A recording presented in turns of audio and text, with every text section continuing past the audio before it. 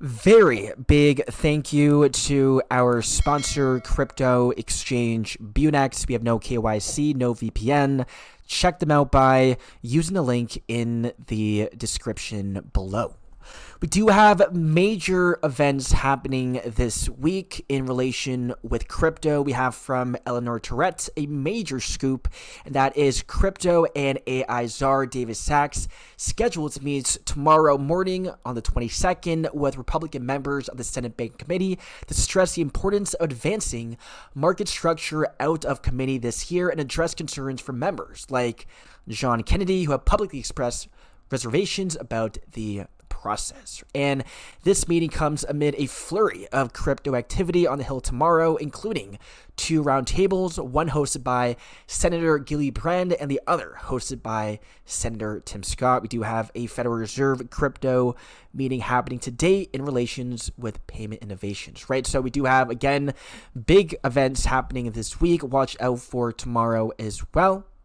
And guys, we're very close in having crypto structure, crypto regulations, and we should see the Clarity Act being implemented sometime in November as we have the ISO 20022 migration. Now, we do have a major update from the Federal Reserve, and that is their study of a new payment account model that would give fintech and crypto firms limited access to Fed payment rails without full banking privileges. Right, so this is quite the confusing move by the Federal Reserve. Why are they restricting access to Ripple and other crypto companies when they are literally having a meeting about payments innovation, cryptocurrencies, and so on? So maybe we will see this ban being lifted, and hopefully we see the green light, a full green light to fintech and crypto firms such as Ripple, Coinbase, Circle, and so on. We're still waiting for a Fed master account to be given to Ripple and their banking license as well. And keep in mind, guys, we do have the FedNow payment system using XRP, or at least having access to XRP, right? So we do have the Federal Reserve literally using Ripple rails, right? So again, we'll see if anything changes with their statement. Now, we do have Governor Waller's opening remarks at the Fed Payments Innovation Conference happening right now. Let's take a look at this video. Good morning. All right.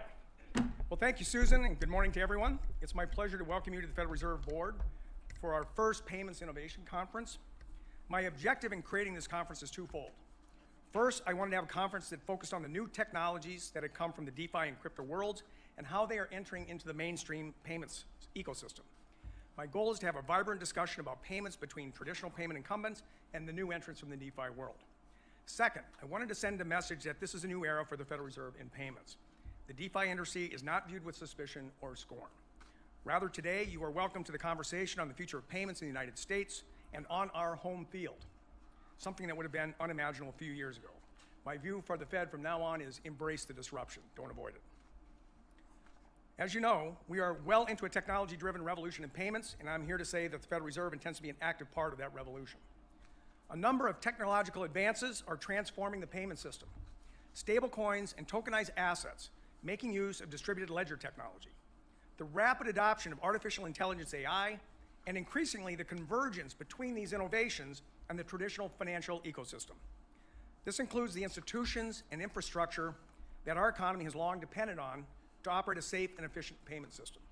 And yes, this also includes the Federal Reserve. The revolution in transforming payments is demanding change everywhere. And I will say more in a moment about some new ideas that the Federal Reserve is studying to support those innovations. I have spoken before of what I see as the two broad models of payments innovation in our market economy. The first is private sector-driven innovation. Most innovation comes from the private sector, which is motivated and best positioned to allocate resources and take risk with new technologies. The second model is when public sector entities, such as the Fed, build platforms and provide services that enable the private sector to more readily and rapidly expand new services to its customers. This should be done rarely and in limited circumstances where it addresses a specific market need. The posture of public institutions, including the Federal Reserve, should be to acknowledge and embrace private sector innovation that can improve the payment system while preserving its safety and stability, which are as essential to the new generation of innovators as they are to legacy institutions. Now let me pull back a moment and remind everyone how we got here. Since nearly its founding, the Federal Reserve System has worked to facilitate payment and settlement system efficiency alongside the private sector.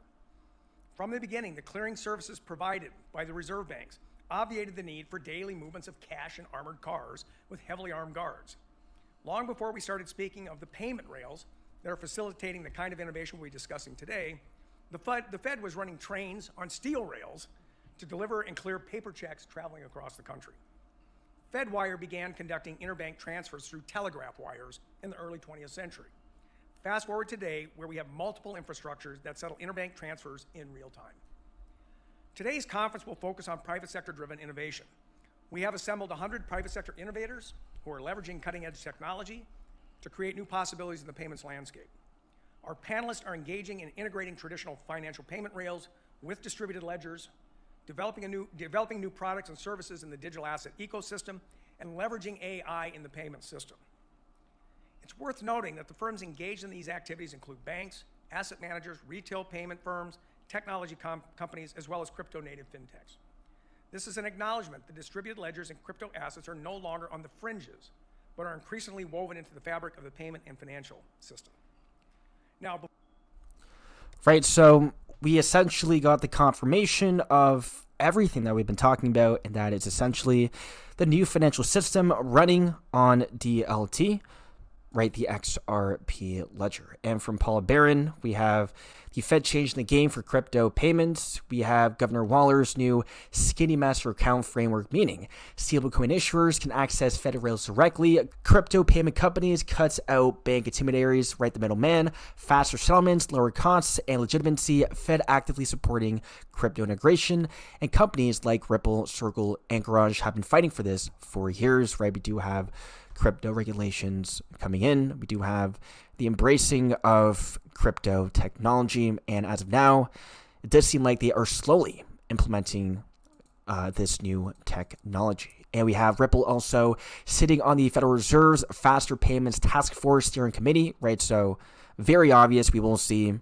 Federal Reserve using Ripple technology with a DTCC also calling for the tokenization of all 100 trillion in custody of assets that they have. The question is, will this be on top of the XRP ledger or multiple blockchains, right? Hundreds of trillions of dollars coming on chain. And we also have 10 trillion BlackRock launching its first Bitcoin ETP in the UK, giving retail investors direct exposure to Bitcoin through the London Stock Exchange. We're about to see more money flowing into Bitcoin, cryptos, XRP. And lastly, we do have SBI Holdings mentioning the announcement of investments in Evernorth, operator of the XRP treasury business. And so we have So It Begins from SBI.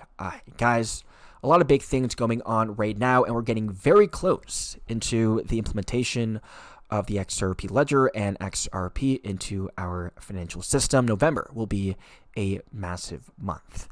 That's it for the video. Hope you guys enjoyed, and I'll see you guys in the next one.